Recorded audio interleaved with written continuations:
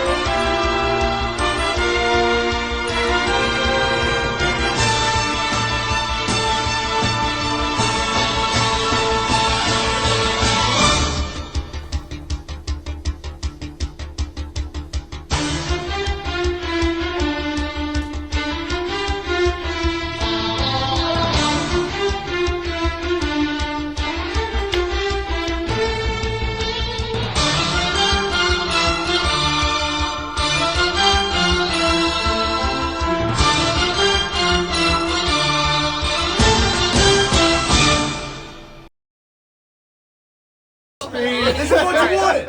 Speech. Come in, you're going? All right. Everybody. Every single person in the league is in front of me. Maybe minus like 3. This is a challenge. Hello, Tal. Missing a couple people. I love all of you. Love you too. My team's going to win the championship. No. No. That is Out of the can, too. Oh, out of the can. He's a gentleman. He's a king.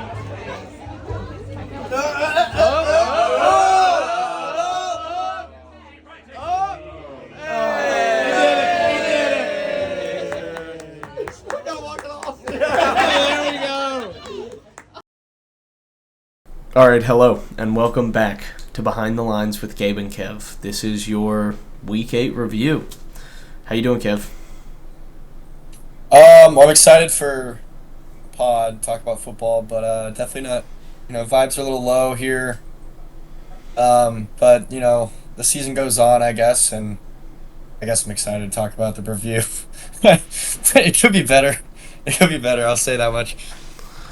Yeah, that's fair. I mean, the annual podcast co-host rivalry match is done, and I've taken the dub on this one, and so I'm happy to have it. But we'll go ahead and move on over here, looking at the Week 8 scoreboard. Diving in first, I guess I'll take control. We had Jefferson Starship take on, at the time, the number 1 team in the league, Bacon Switch. After this matchup, Bennett goes up into 9th.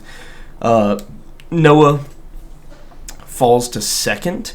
132 to 110 was the final score. Bennett is now 3-5, one of a number of guys who are, and Noah is 6-2. As we look at the matchups here, first looking at Bennett's side, you have a really great game from James Cook in that kind of ugly blowout against the Seahawks, which is what you would expect. They ran the ball a ton, and they got him involved in the pass as well. Jettas does his thing with 20. Malik Neighbors, 14 is fine off the concussion. David Njoku really overperforms. Rashad White, kind of another return game, overperforms, puts up almost 16. And then Darnell Mooney, has really been a shining light this season for Bennett. He is wide receiver 13 at the moment, which is crazy. And then, even with the Nick Chubb underperformance and C.J. Stroud kind of underperforming, he still puts up 132. Beats Noah here, who only ends up putting up 110. Baker Mayfield, Bijan, and Josh Jacobs, really that 75% of his points right there. And then Amari Cooper with the stick. And then Hunter Henry with 9, Alexander Madison with 9, Dontavian Wicks with 3. Really not what you need out of your tight end and flex players. And Xavier Worthy looks strong, but Amari Cooper's kind of a question mark at the moment. The Bills scored a ton of points and blew out the Seahawks, and Amari Cooper didn't get any of that action, so interested to see. But, he does have Mike Evans, who's currently out for a while, and Nico Collins as well on the IR. So Noah's got people coming back in, and he's 6-2. I'm not really worried about his future, but good win for here for Bennett, and he kind of needed it. Yeah, absolutely. I think you covered that well. Kind of just a tough beat for Noah. The Amari Cooper on new offense probably just didn't really know plays well enough. I thought he caught a touchdown in this game. Maybe they got called back, I guess. I don't know. I must have been, obviously, but kind of rough for Noah, but it's okay. We move forward, and a huge win for Bennett to keep his season alive. We talked about this. You got to get that third win this week. If you go to 2-6, it's really hard to come back from that. So yeah. So I mean, he gets a much needed win. But we'll move on to the next matchup here. Baby Won't Milky and Riley Reed option. A very good game. This was definitely the best game of the week. And I think I called that last. Oh, the pod. Yeah. Nobody saw the week 7 pod. we did say this would be the best game of the week. Eli told me to do this, and I'm probably gonna do it. And I'm just gonna leave this clip in here too. But so shout out to Eli for the name. But name the week 8 pod like the lost pod files or something. Mm-hmm. Yeah, that is kind of unfortunate because that was a good one, but. Yeah, I know you mentioned this being the game of the week to watch, but it lives up to the hype. Tao wins it though, 132 to 129. Tao is now first in the league with this win. Charlie falls to third now at 5-3. That's 3 straight L's for Charlie. All of this is kind of just a bad BL. 129 is a really good score. He just comes out beneath. He got that huge game from CeeDee Lamb on Sunday night. I thought maybe he was gonna be able to pull it off. He drops almost 40 points, 39.6, but it just wasn't quite enough with the Tyler Lockett stick down there. Ends up being the game breaker. He could have started any of his other players except for Ray Davis and gotten the win, though, over Tyler Lockett. Just a really, really unfortunate beat there, and is unable to get the win here. But for Tao, just, a couple bad games, but a lot of big games. The huge game from Kyle Pitts. Kyle Pitts' legacy game, 2 touchdowns. He's never done that in his career. I know. Both bombs. I think he only actually caught 3 passes in this game, but they were both for like a ton. Or 2 of them were, two. It was like two receptions for like 80 yards and 2 touchdowns or something like that. So that was, just an absolute massive game, and then just some consistency from some other guys, and just a really bad game from Tyler Algier. But really good win for Tal here, and he moves 6-2 and he's first. So shout out to him. And hopefully Baby Won't Milky can turn it around for his sake. But he's fallen into a little bit of a cold streak here, 3 straight L's. Yeah, and I would like to say, before we move on, quick shout out to Tal. He said draft night he really wanted to be a competitive team this year, and I think this is the first time he has ever been in first place. And it is a feat. There are some guys I think probably in the league still who have never been in first place, even for a week. And it's pretty interesting to see. Even with some underperformance, guys like Tyler Algier and Javonte Williams, but he's got Isaiah Pacheco coming back from IR, and he's got some guys in there like Zach Sharb who could get involved more if Kenneth Walker sustains an injury. But Charlie's team, of course, still very strong, but you start to see a little bit of the impacts of Charlie's trades so far. He kind of, I wouldn't say messed up completely, but he made some moves that I don't think made his team any better. I think if he would have done nothing, his team would be just as strong as it is now, if not stronger. And he's kind of suffering that issue that I mentioned, starting both Seahawks receivers. Obviously, it was a blowout, but you only get 14 combined points out of them, 15. And, it won him a couple of weeks ago, maybe last week, but this week he loses because of it. And that's just kind of what you run into when you start 2 receivers on the same team. If that offense isn't clicking, you're going to suffer. Yeah, I just want to make sure that I'm correct when I said he has 3 straight L's. Am I? No, I think you're right. No, yeah. I'm wrong. Are you sure? No, I'm wrong. Yeah, he won in week 6, actually. Oh, he lost went in to week 5. So he's lost 3 of his last 4. Okay. Not 3 straight. I just wanted to clarify. That's fair. Moving on to our third matchup of the week, we have the new team name now, Coach Diggs and the Fellas versus Tush Push Kush. Wyatt on his wedding weekend. Congratulations to Wyatt, by the way. Wanted to take a time out here from the pod. Special shout out. It was awesome to be at your wedding. I'm currently using my engraved glass that I got for my Guinness. It's wonderful. Thank you very much. Puts up the league high this week, 149.44 back-to-back, $20 over the past 2 weeks going Wyatt's way. Use that wisely on your honeymoon, sir. Buy yourself something nice. Yeah, you trounce Eli here, putting up almost double his score, force Eli falling to 0-8, continuing the loss streak. Wyatt moves up to 5-3 in 5th place. Yeah, and interestingly enough, Eli was the only team that did not put up 100 points or more in the league this week, so he will be chugging a beer sometime before Thursday night football starts. Looking at the players, obviously, hold on, here you go, Wyatt. Looking at the players, obviously you have Jalen Hurts with the 37, Cade Otton with the 29 on National Tight Ends Day. I have him in a different league, Dynasty. Great for me. I still lost to Noah somehow. I put up the second most points in the league, but whatever. Wyatt just has great scores all around. Everybody else in the 10 to 15 point range. But when you have two guys combined for 66, it's really hard to lose.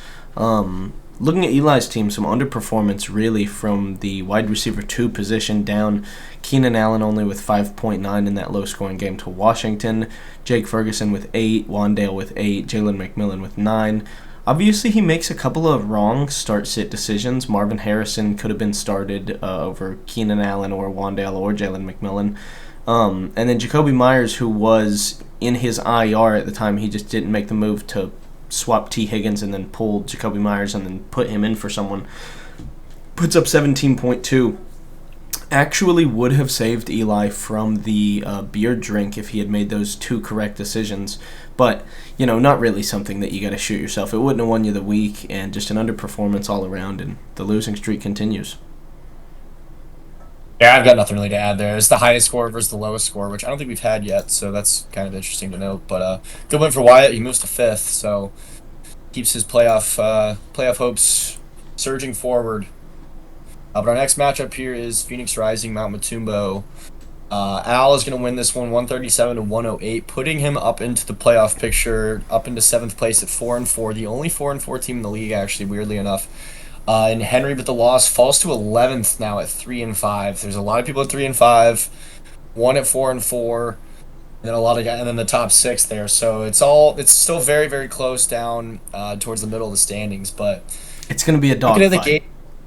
Yeah, it's going to be interesting down the stretch. Just right off the rip, Jordan Mason 1.8. Kind of an asterisk on this. He got hurt in this game really, really early. Sucks. I had his over on rushing yards.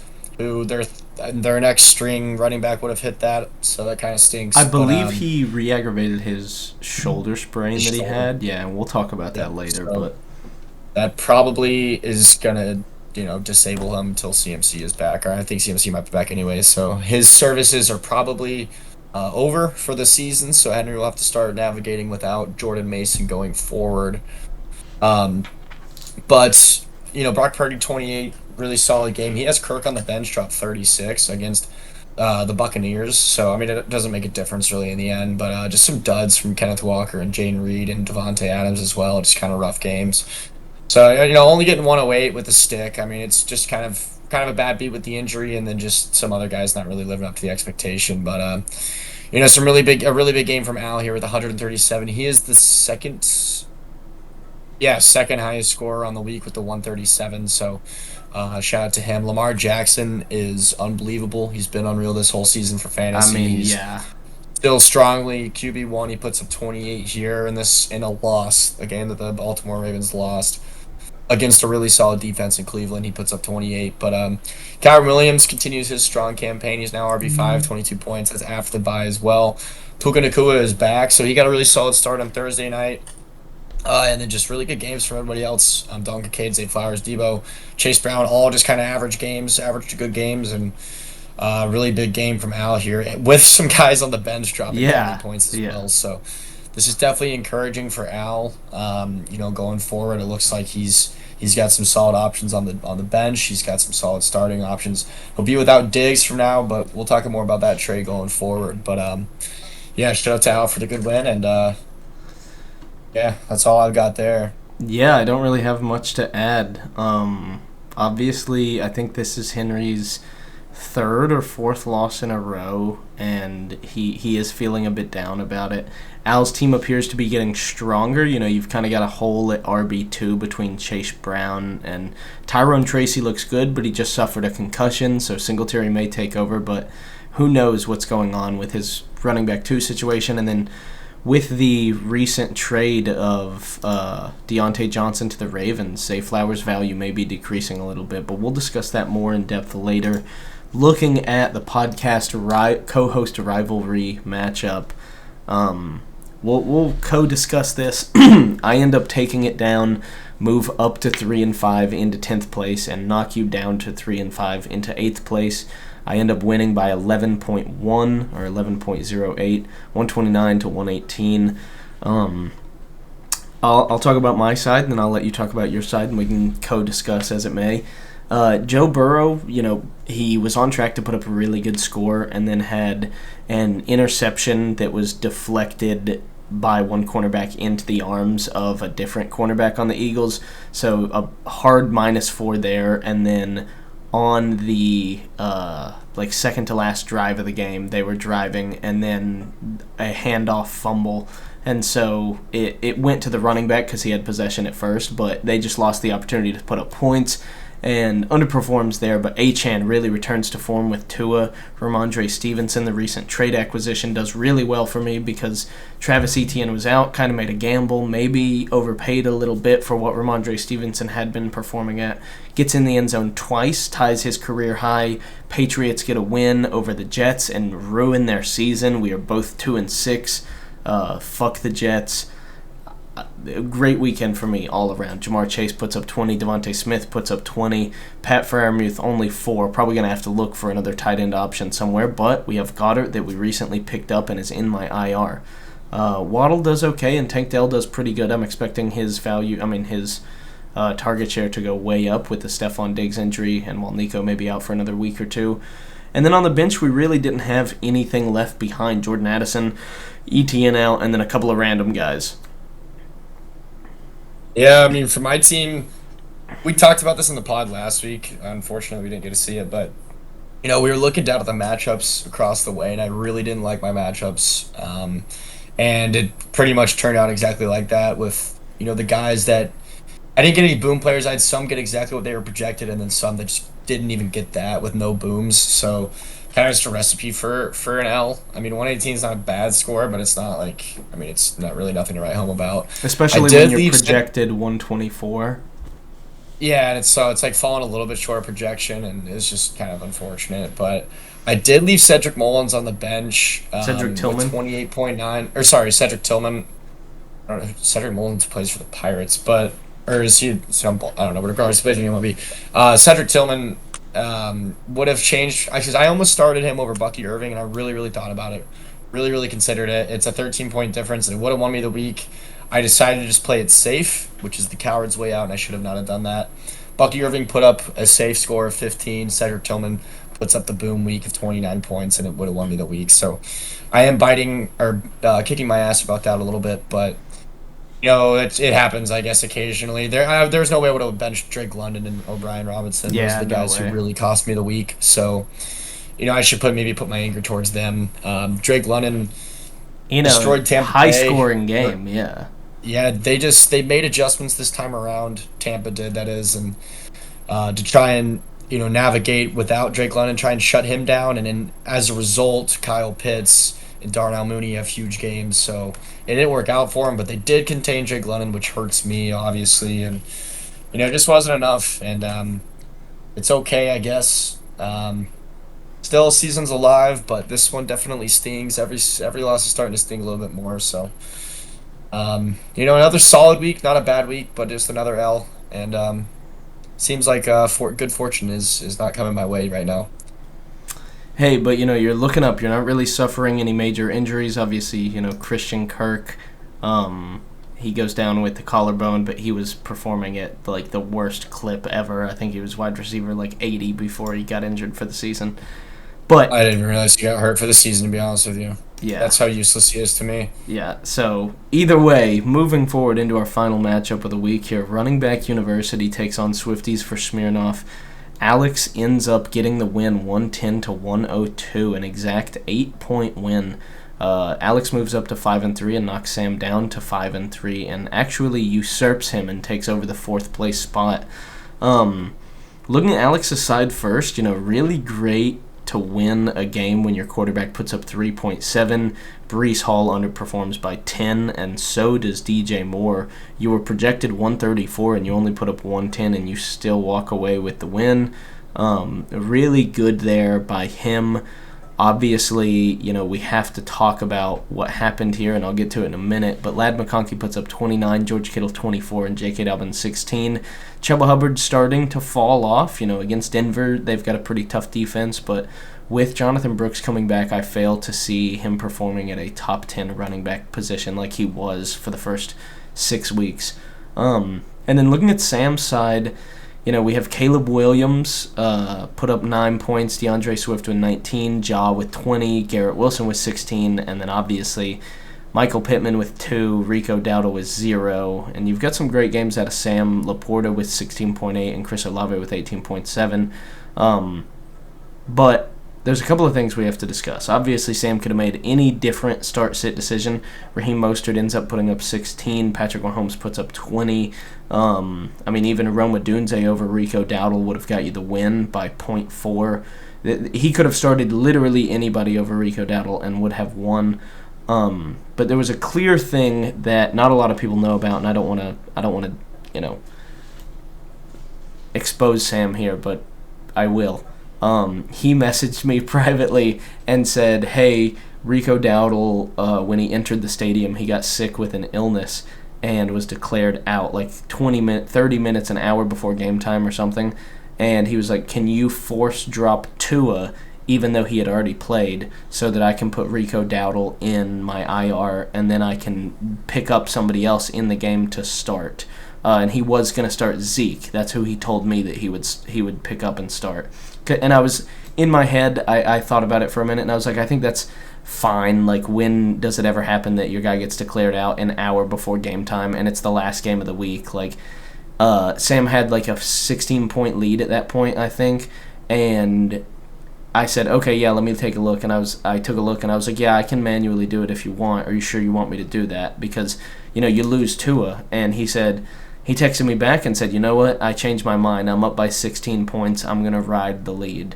And unfortunately, ladies and gentlemen, Ezekiel Elliott put up exactly like 8.6 points, and had he done that, Sam would have won. Yeah, it seems like 2 very avoidable L's maybe for Sam in a row. He could be looking at 7-1.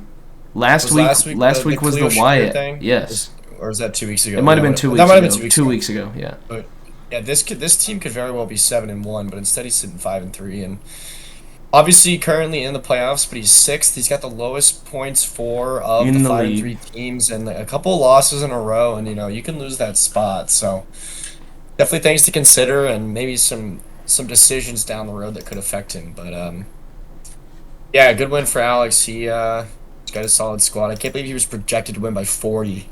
And ended up pulling a really close game, but still got it done. Ended up sneaking a win away from Sam, Yeah. who genuinely should have won. That one sucks for Sam, but either way, he's still in the playoffs. We'll move into our Week 9 games. Here, we have another top-of-the-league Titan matchup. The league schedule randomizer this year really outdid itself.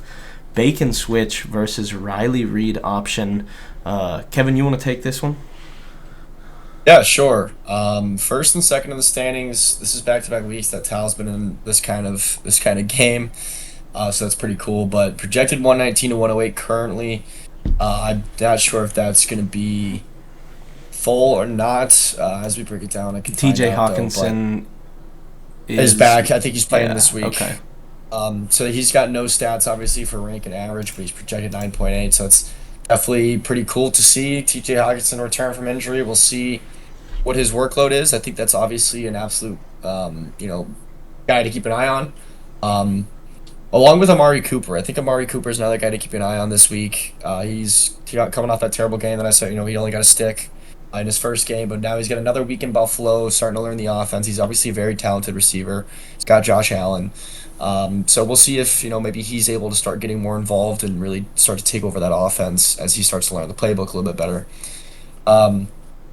But then, outside of that, Baker up against a tough Kansas City defense. We'll see if he can continue his great trend of doing solid work. He's currently QB2. He's still going to be out Mike Evans and Chris Godwin. Mike Evans will be back eventually, but not this week, and obviously Chris Godwin for the rest of the season. So we'll see if he can hold it down. And then the last guy I want to keep an eye on is Bijan Robinson against Dallas' terrible rush team.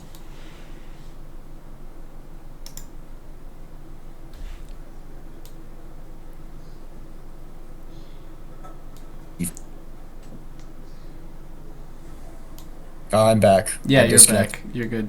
You said Bijan Robinson, terrible rush defense, I think. So yeah, and then, yeah, keep an eye on Bijan against Dallas' terrible rush defense. Especially if they take an early lead, I think they'll really rely on Bijan. Other side of the ball for Tal, projected the 119. Xavier Worthy against Tampa Bay. Keep an eye on that. This is a secondary that's been exposed week in, week out. I think he can really have a great game. Other than that, I mean, I don't love any of the matchups. Tyler Algier against Dallas, kind of the same thing I just said about Bijan, except The battle of the Atlanta running backs. yeah, that's pretty cool. But it is RB1 and RB2, and there's an obvious, very large distinction between the two Hey, things. Tyler so- Algier has outscored Bijan in games this season. I think it's happened once, maybe twice. Yeah, if he can get in the end zone too, especially. Anthony Rizzo just hit a grand slam in the World Series. Or sorry, Anthony Volpe. Bang! Uh, Fuck Volpe. uh, Never mind. I hate the Yankees. But that will put the Yankees up 5-2. But anyways, Okay. Well, they a won't lot get of tough swept, matchups but- here. Yeah, gentlemen sweep as always, 4-1. Some tough matchups here for Tal. I think 119. Obviously his team's good, but I do think that there's some tough matchups here down the line, and we'll see if he can remain up atop the standings. It's been quite the season for both of these gentlemen, and I wish them the best of luck. Yeah, I agree. I mean, both very strong teams. This will decide who will be first place going into Week 10. And it's really awesome to see the randomized schedule work out this well. Looking at our second matchup of the week, Tush Push Kush versus Jefferson Starship, 5-3 team versus the 3-5 team, respectively. Current projections should be accurate, and they do look so. 131 to 123 is the current projection. Wyatt with the 8-point advantage on his honeymoon week. As we look at the lineup here, you've got some really good matchups for Wyatt, in my opinion. Jalen Hurts and A.J. Brown against Jacksonville. I feel like that game could be a shootout. I'm hoping that Smitty gets in the end zone at least once in that game. So, Jalen Hurts and A.J. Brown are probably going to put up a big number combined, 50, 60 maybe. Aaron Jones against Indianapolis. Their defenses look pretty weak so far this season. Tony Pollard against New England is not the best matchup. Same thing with Cortland Sutton against Baltimore and K-Dot against Kansas City. However, if DK Metcalf is healthy enough to come back this week, I really like that matchup against the Rams. And he's going with the Travis Kelce start against Tampa Bay. I mean, the matchup isn't great, but Travis Kelce is going to get his. Brian Thomas recently, last week, going down, I believe, with what injury? We'll talk about it later. maybe a knee. But I think, or something. at the maybe keep it's going. chest. Maybe it's chest. At the moment, going with Travis Kelce over Keon Coleman in that final flex 2 spot. We'll see if it works out for him. And as we look at the other side of the ball, Bennett's team, he's got some really strong players, but there are some tough matchups here. C.J. Stroud against the Jets. He is only quarterback 14 this year, has kind of been underperforming, and the Jets have a good D. Nick Chubb against the Chargers. The Chargers have had a pretty good rush defense so far, and Nick Chubb in his return hasn't looked fully healthy. Not really running at the same clip he was. We've seen some sparks, but not really the whole thing. James Cook against Miami is a really good matchup, and so is Jettas against Indianapolis. And then down the board, you've kind of got some mid matchups. But 8-point advantage here for Wyatt, and we'll see how it shapes out. This is, not a lose and out of the playoff scenario for Bennett, but it is as close to a must-win as you can get without it being that. Yeah, I still think it's going to be must-win territory for any people that are 3-5, especially how competitive it is right now at the bottom there.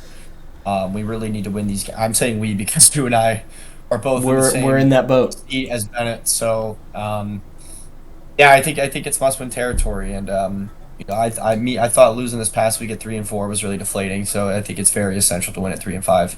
But best of luck to Bennett. I personally hope he loses, so it makes my path a little bit easier, maybe. But best of luck to both guys. I'll keep my personal biases aside.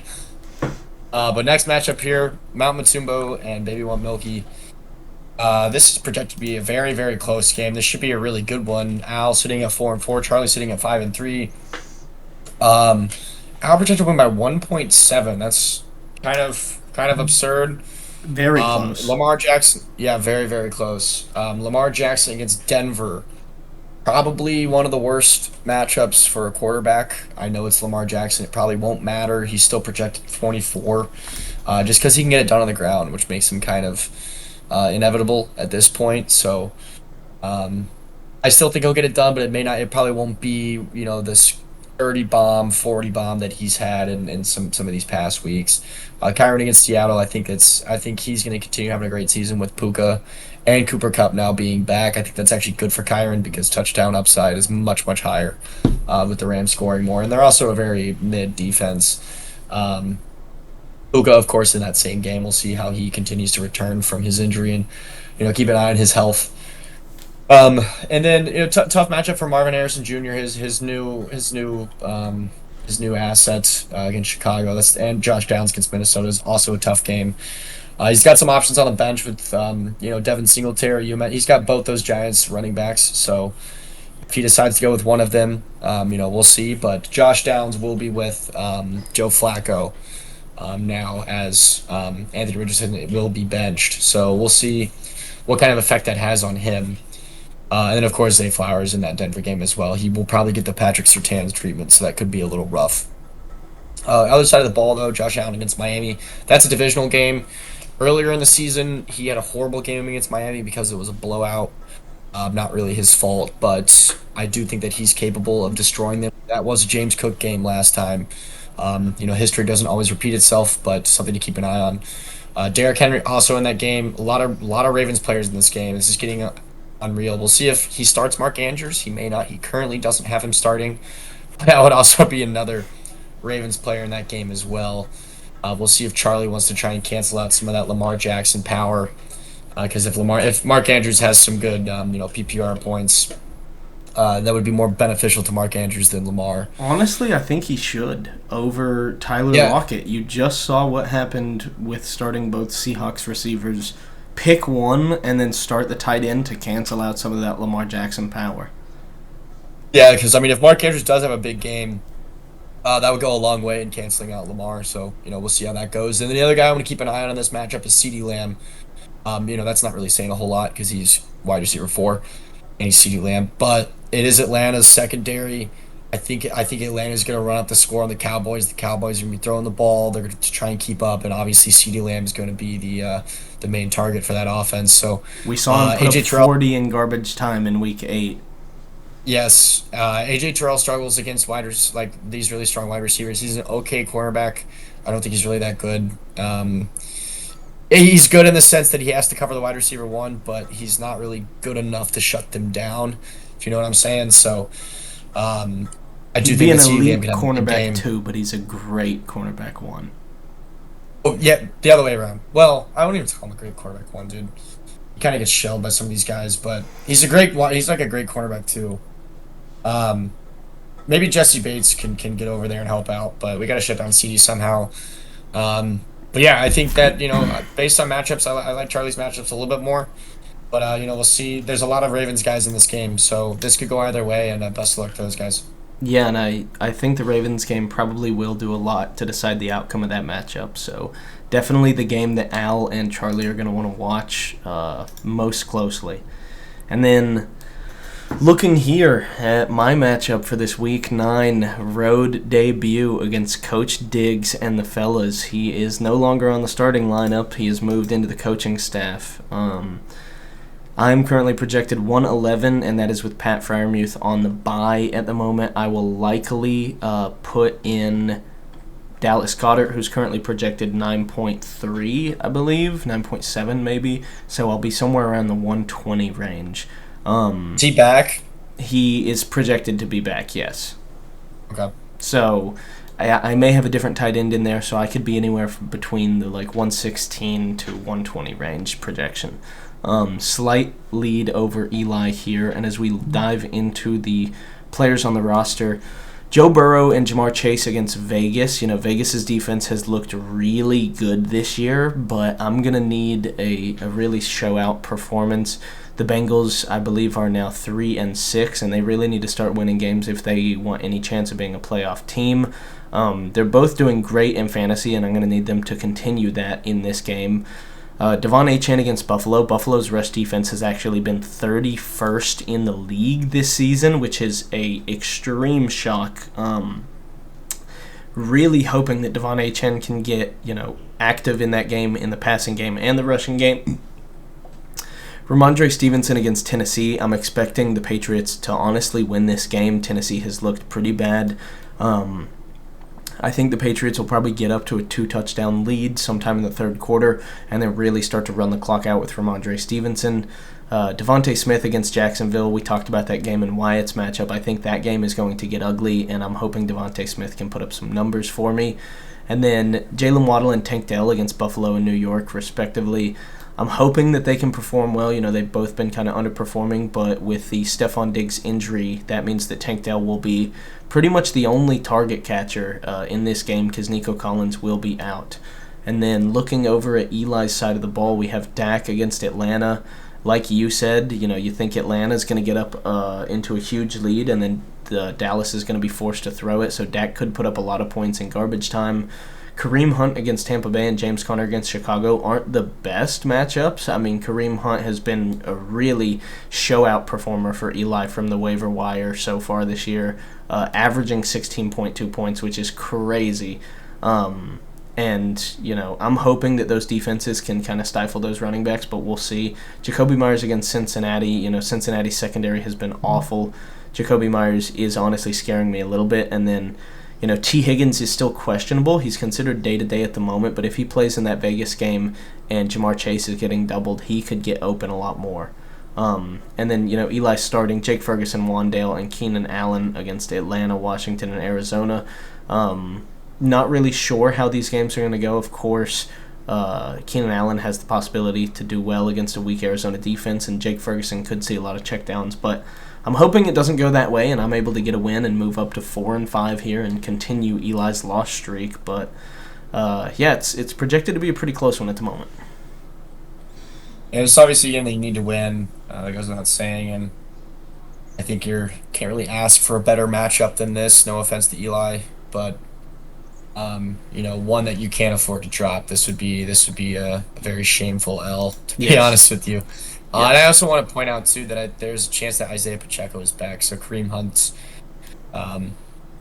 would be useless if he is back. We can move on to our next matchup here, which is Swifties for Smirnoff and Phoenix Rising. Sam at 6th at 5-3, Henry at 3-5 in 11th. Henry projected to win, though, 122 to 116. Henry's projections are always high. It seems that he's underperforming every week, unfortunately, for him. Jonathan Taylor against Minnesota. Kind of a tough matchup. Did he play this past week? I wasn't able to watch. He did. Okay, and he got in the end zone. Okay, of course he did. He always scores.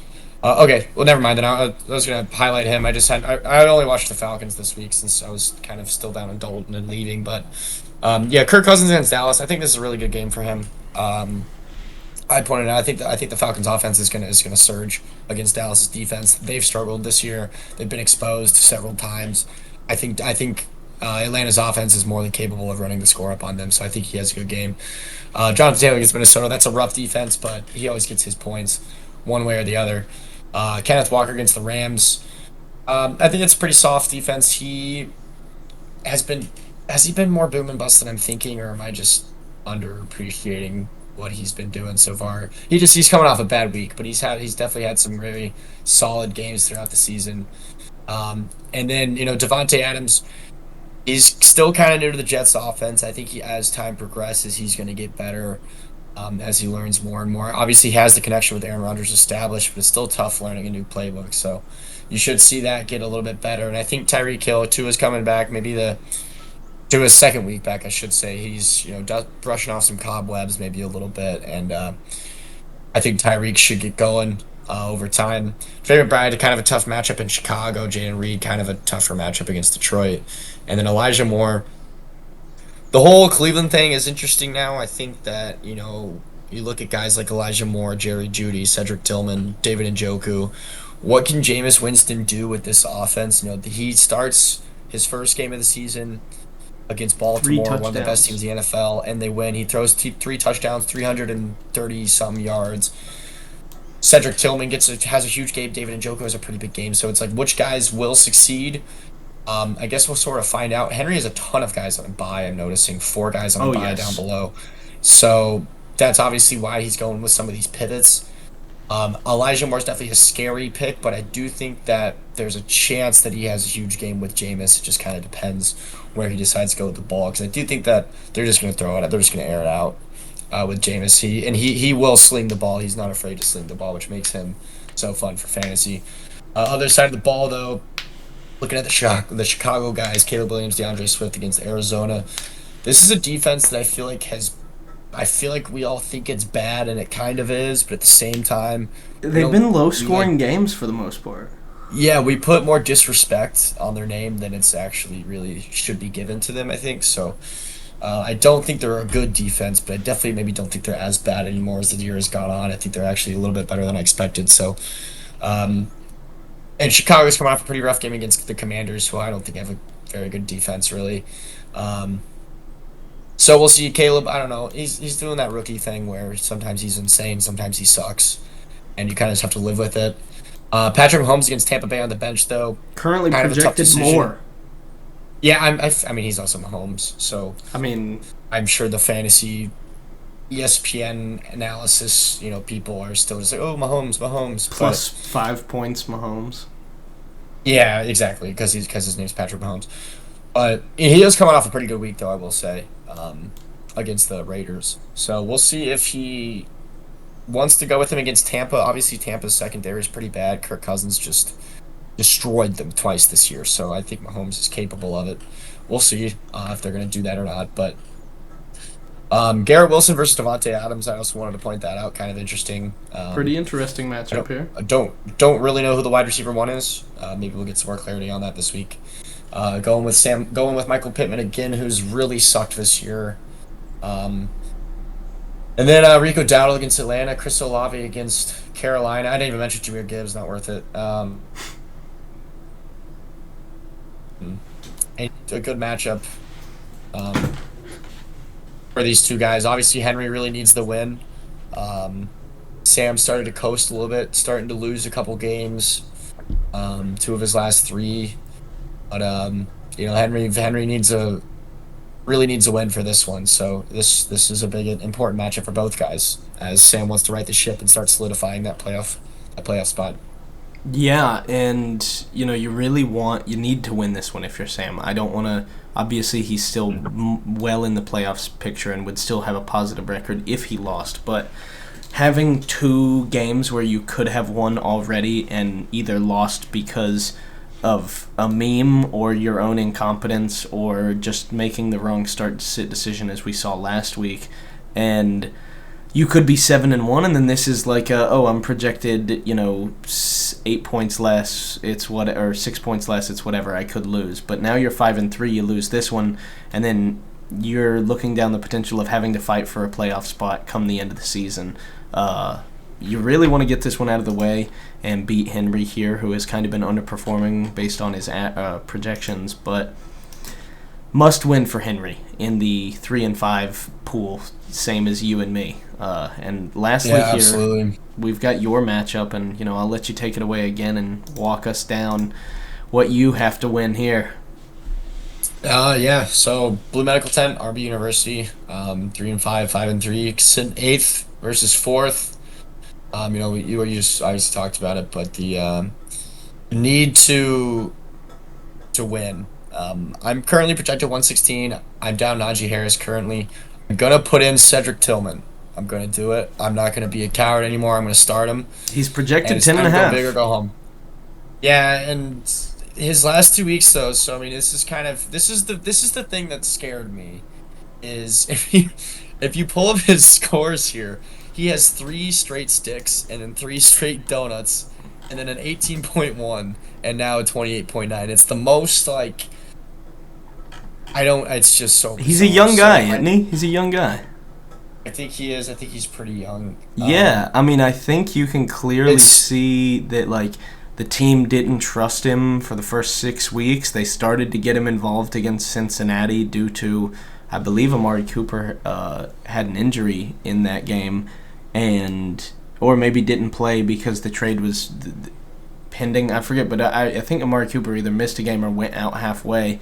Seems like they got him involved, and then they tried to do the same thing against Baltimore, and it worked. I mean, I wouldn't expect 18 to 28 points, but I think you can definitely expect him to see some targets. Yeah, no, like I mentioned earlier with the Jameis thing, I'd much rather him be the quarterback than Deshaun Watson. So, Absolutely. I've got Jameson Williams still suspended for one more week, so gonna plug in Cedric Tillman. He's projected 10. So if we're looking at pure projections and with how it's lined up, I would be projected 126 to 122, but projections have led me astray a little bit. They always do. Yeah, so it is what it is. But looking at the matchups here, a couple really good ones, a couple really bad ones. Kyler versus Chicago is scary. I don't love that matchup. Chicago's defense really does scare me. I think they're one of the better teams in the NFC, defensively speaking. Very slept on defense. Alvin Kamara against Carolina though, like makes my toes tingle with pure excitement. So We've said it all year. I mean, hopefully going to win this game on the back of Alvin Kamara and Drake London against Dallas. I think the Dallas matchup is very, very good. Needed Drake London bounce back. He was dreadful against Tampa Bay, but I still trust him. He's still a very reliable wide receiver. It happens occasionally to everybody. And then Cooper Kupp versus Seattle is a pretty solid matchup. It's an okay match. We'll see how it works with him and Puka. It's gonna be interesting. They both just had big games this past week. He still seems to be like he just always finds the end zone, which is why I love him. We'll see if he can do it again. Brock Bowers versus Cincinnati is fantastic. You can't really ask for much more. And then Cedric Tillman versus the Chargers, for looking at that. It's an okay matchup. I don't love it, don't hate it. And then Bucky Irving versus KC is really, really rough. That's going to be a very gritty game. They have a good rush defense. I don't have anybody else to start, so he will be starting. So hopefully that works out. As a flex too, it could be worse, I guess. Looking at Alex's team, Jordan Love. We'll talk more about this, but he got banged up in their last game against who did they just play? Was it the Texans? That was the Colts. I can't remember. They won by like 2 or 3, but The Vikings? was it? Shit. Jaguars. They just barely beat the Jaguars. That's gross. So going against Detroit this week, tough matchup. Detroit's been very, very solid all season. We'll see if he even plays. I don't really know what his current status is, but we'll talk more about the injury updates soon. Breece Hall against Houston. He's always involved. He's always good. And Saquon is always good, always involved. DJ Moore against Arizona. We already kind of talked about the Arizona matchup. Lab McCollum against Cleveland. Coming off the best game of his career, his young career so far. We'll see if he continues to do well, to excel. He's got a tough matchup in Cleveland, though. Zach Ertz, it's kind of rough. He has George Kittle on the bye, which is very, very fortunate. For me, a game that I must win, it's really nice to see George Kittle on the bye, so that's a really good beat for me. I didn't realize that until now. I saw I was playing Alex this morning, but I didn't look into the matchup. That's a big sigh of relief there. J.K. Dobbins, so he's going to double down on the Chargers against Cleveland, and then Chuba Hubbard against New Orleans. We'll see if maybe Jonathan Brooks starts to eat more into the workload, but he's been really, really solid all season. So looking at matchups purely, I do like where my team's at this week as opposed to last week. I did not like my matchups last week. I feel more comfortable this week, and it's a much needed get right moment for me. So obviously I'm speaking with bias, but hopefully the team can come out on top and get a hold of Alex while he's down one of his better players and George Kittle, and take advantage of some of these rougher matchups for him. And he may have kind of a quarterback situation going on too, because His other QBs are the Steelers guys, Justin Fields and Russell Wilson, who are both on buys as well. So if Jordan Love's hurt, he's going to be scratching at the waiver wire, and it could be kind of a rough spot for him. So it could get interesting. But I'm excited to try and right the ship and get a win that I need. Yes, absolutely. I was just going to mention, not only is it a must-win because you're part of the 3 and 5 group, but it is a must-win because Alex is down George Kittle, and he doesn't. Maybe he won't have a quarterback. So, really, one that you kind of have to win, and in twofold ways. And we'll leave it there, but I wish everybody the best of luck, and we'll dive in here to our, discussions of the injuries and our quick hits talking points. But starting it off, Stephon Diggs torn ACL. We're filming this on Tuesday, October 29th. It was announced today that after the MRI, he does have a torn ACL and will miss the rest of the season. It is unfortunate to see a player with his skill go down like that, but as for fantasy impact, obviously Tank Dell stocks go way up. Nico Collins stocks go up when he's back and healthy. And yeah, you got something? I was going to add Dalton Schultz too. I think that's kind of a slept-on player until at least Nico's back, which is at least, 2 more weeks that Nico's on the IR at least. So I think Dalton Schultz is definitely very... it's a huge boost, and Tank Dell, to the moon until Nico's back. Then he'll take a slight step back. But you have Tank Dell. Yeah, you have Tank Dell. So he's going to be incredible for the next 2 weeks. I've got him in Dynasty, so it's good news for us, but not good for the injury. Of course not. Moving forward, ETN, another one of my guys, he is still day-to-day with a hamstring. I'm a little confused on whether it's a coach's player kind of, disagreement, aggression, I don't know, mistreatment, misuse, whatever's going on here, but he seems slightly banged up, but it's clear that Tank Bigsby kind of has the role, and I'm kind of afraid what happens with ETN. Obviously, he was an elite running back. He finished his running back 4 last season. He was pretty good in his rookie season too, and I really just don't know. I don't know what to do, and I can't start him at the moment, but I just have to wait and see. Alan Lazard with the chest injury, he is now week to week and looking less likely to start for this week 9. Deontay Johnson, he does have a ribs injury, but he was traded to the Ravens, and he could make his Ravens debut this Sunday. You want to take? Yeah, I want to touch on that. Yeah, Deontay Johnson coming off kind of an injury and a new offense probably will suck this week, but it'll be interesting to sort of see if the effect that trade. We can go ahead and just talk about this now because I marked this down as a talking point as well. The trade and the effect that's going to have. I think it's good for Lamar, of course. More weapons and more opportunity to move the ball. I do think that everybody else on the team takes a hit though. Any of the pass catchers for obvious reasons, and even Derrick Henry to an extent. I think it just opens up the field and just opens up for run every play. Yeah, they may still, maybe, I'm not sure. They'll definitely be a run-heavy team, I'd say, but it's definitely not going to be...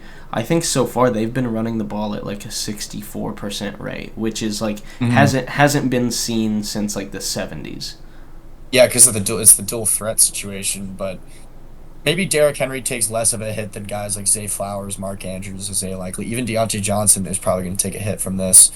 Better team, of course, but there's just so many other weapons now that it's kind of just...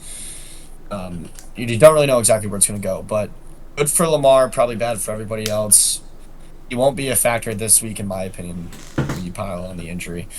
DK Metcalf did not play this past week with the knee injury. Optimistic played this Sunday, so maybe just a one-and-done situation. T. Higgins with a quad injury, day-to-day, going to have to monitor what's going to happen with him. Brian Thomas Jr., I just looked it up. He was getting... an MRI done on his ribs. And I want to tie this into the Christian Kirk injury. He broke his collarbone. This was actually news to me when we started the pod. I didn't realize, so I had to look it up. But broke his collarbone. He's done for the season. So Brian Thomas, if he's healthy, They don't To have the more moon. information on when he'll be available. Yeah, he'll be very, very good. Same for Evan Ingram. I think that's going to have a good impact on him as well. Christian Kirk was kind of ass anyways, but now he's not there at all, so it definitely will open things up. But we'll see how serious this rib injury is. They haven't released any more information on this as of now, so that's as much as I can give you there. And I'll take one more, and you can finish this up here. Jordan Mason re-injured that shoulder. We mentioned this earlier. Left the game in the first quarter. It was really early. He only got like 6 carries. And they're going to a bye, and then Christian McCaffrey could be back. So for all intents and purposes, his season is finished. Fantasy relevance is over. So we'll see how Henry navigates that situation. Should CMC return healthy and in full effect? Yes. And then lastly, we got a couple more here. Debo has a combined rib and oblique injury. He's currently day-to-day.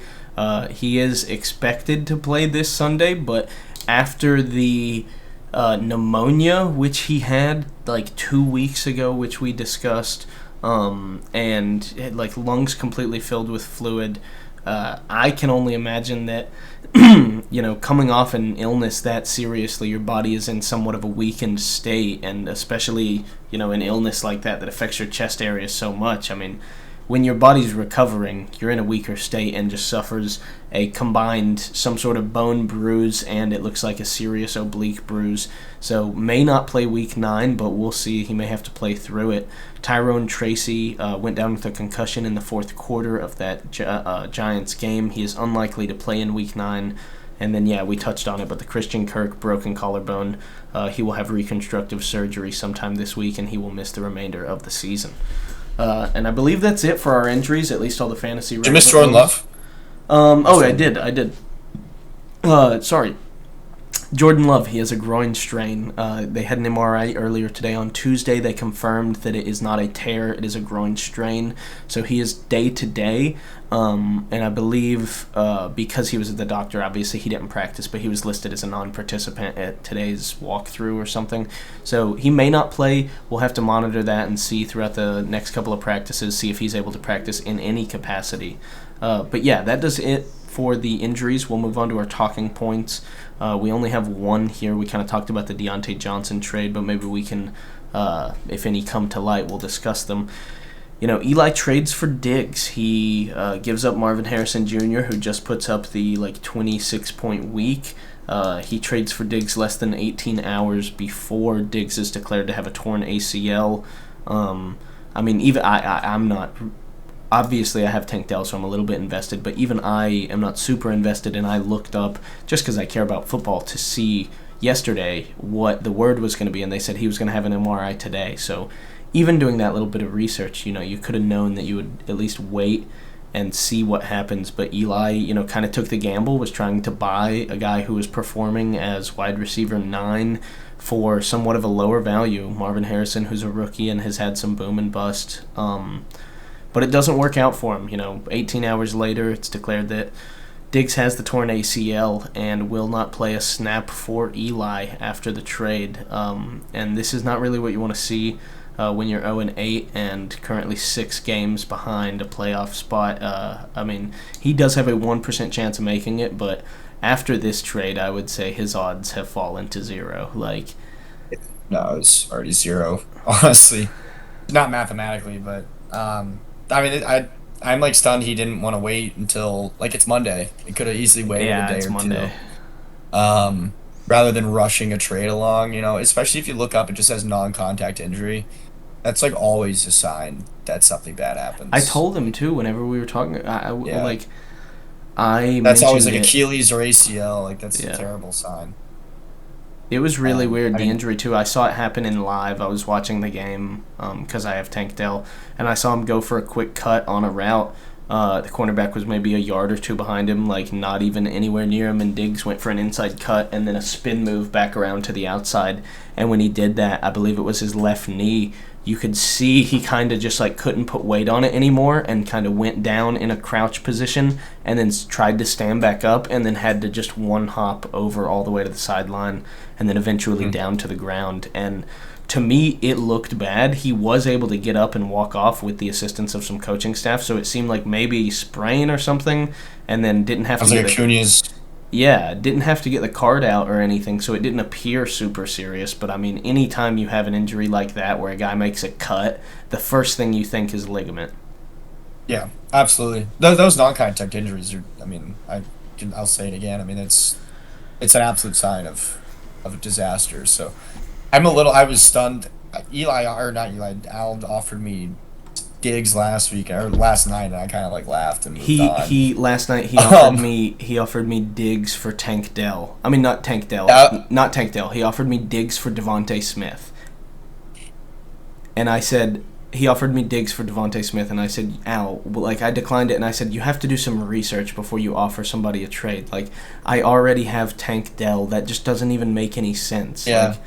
Mine was Diggs for London. I was like, nah, that's not gonna Bro, work. get that shit out of here. Especially knowing like the whole non-contact injury thing. I was like, there's the zero. And you know, But Alex you got Eli to bite. So. Alex said it in the group chat today. Al, maybe a little bit of a trade snake in the grass this season, has kind of made a couple of unsightly moves. He made one with Tal earlier in the season that I was like, what are you doing, Tal? But Tal is first in the league, so I can't shit on him too hard. Yeah. But I can hate on Al and his black magic ways. So, either way, that'll be it for us. You know, I wish everybody luck except for Eli. You know, my roommate. I'm going to be praying on his downfall, hoping to push him to 0-9, one step closer to the record-losing streak. But yeah, you guys will see that beer coming sometime Thursday. And you know, Kevin, I wish you luck in your matchup this week, sir. Yep. You as well. Thank you. Wish you the best of luck. I know last week we didn't get it on it. I mean, we did get it on air, but it didn't get brought out. But it was a little awkward at the end. It's like, wish everybody luck except for you. But you know, I think this week I wish you the best of luck. I think what I'm going to end up doing is just, because I have the raw footage, I think I'm just going to upload that, no intro or anything, with like the title of like the Lost Pod Files or something, so that... Yeah, you might as well, and if the guys want to listen to it... If anybody wants to watch, yeah, you can. It's obviously all kind of... old, but... relevant now. Yeah, it's entertainment. That's why people watch it anyway. Sure. Yeah, it was a good episode. It was long, so... Yeah, I wish everyone the best of luck, except for Alex this week, and Eli, I suppose. But, yeah. That'll do it for us, guys. Absolutely. Cheers.